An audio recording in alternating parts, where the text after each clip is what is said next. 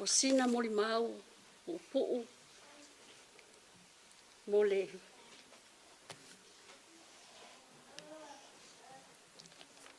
tinā ia Fualaau ia e po le whaitua fo ia taura papa sau. Fualaau, taura papa sau. Fualaau na soifua mai le aso sifulu le tolu au kuso, tasi iwa onu fitu, wa 5 sifulu le fitu ei onu tausanga. E to tolu o la alo ma taura papa sau. Tasi le teine, ai lua tama. Chris, ia, ma Mark, ia ma le teine o Fualaau. Ona mātua, o lon tinā, si mea whaifua, a lii o le pō, au tanga vai a ngalo, tope au tanga vai a.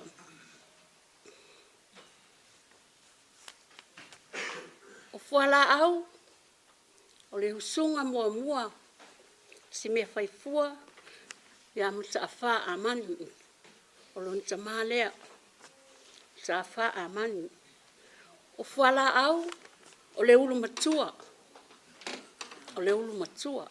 e leanga e lua usunga a mani, o le usunga mua mua le amta awha a mani, ia whaifua, le ulu matua ai Fualaau, ia au le maua isi, tuangane mauso Fualaau la tuti, ta maha atas, ia whamalulu o tuai fo i naitu o le tato ainga.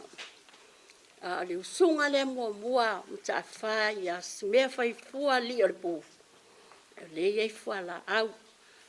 Ia e toa 5 i la tau, lua tene, ai tolu tama, e ulu matua fo i whaifua ia Fualaau.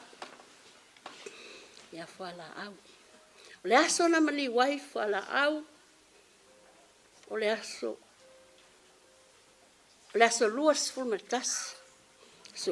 matasi, o le taimina a mia ai Fualaau e lona matai, o le tasi tolu sifulu PM.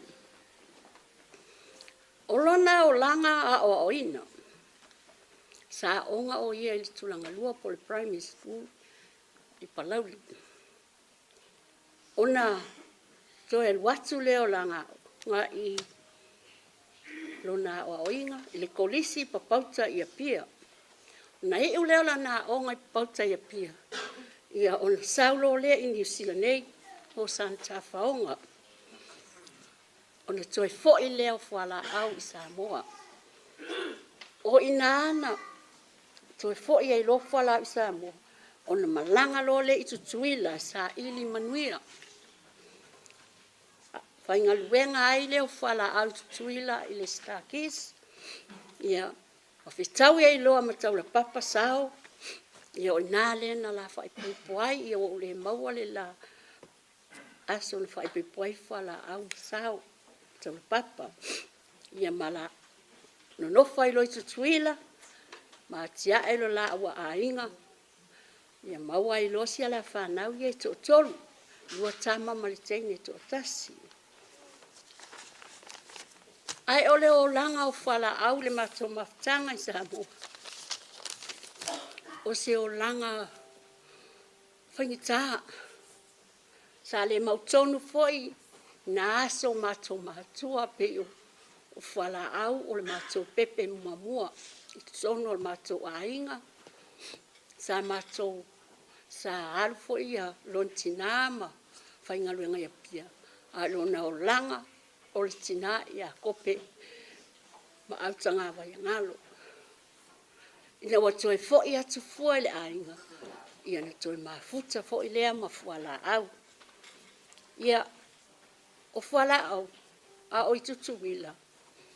E whainga luenga ma losi o na lona lofa i le ainga i sawai. E le mawhai o na ngalo ia Fualaau. Lona tinā, na uso ma no tuangane, ma wha a onga atu ma tausi lon tinā. Whapenale leo langa Fualaau e lo toa lofa, e alofa fo i le ahinga. Ai ina ua mamalanga atu, i Samoa i ma usu ngā whonu. Ma te Vailua mua ia Fualaau. Ia e aluane ia pia whaatali ma ua. Le ma te atu ma te usfono atu. A wa ese ma tupe. Le lava ma pocket money. Whai ele ma fono. E lem whaintu ua e Fualaau. E malanga atu ai tutu. Wila i bonu. E abatu se ma tupe. E whai ele ma fono. Na alua i lea. Ina ua mafuta fo'i ma siona li'i ma atia ele la ua aingai ia pia. Ia, ona whaangata i leo Vailua so iai ia Fualaau. Se tupe mo ma ua pe a maotu Samoa i fono. Ia ole o langa Fualaau o se o langa e malosi. E alofa le ainga. Alofa le whanau. So sesi almato ainga. E alofa tufa iai. Ma whaasoa iai mea na te maua pe amna o mea soani. Ai, o nei tūla. No moli atu ai leo anganga whaapitai. Ia Fualaau. Tu sai fo'i ma le tātou mawhitangai. I lunga whunga eli. Tele mea le lei.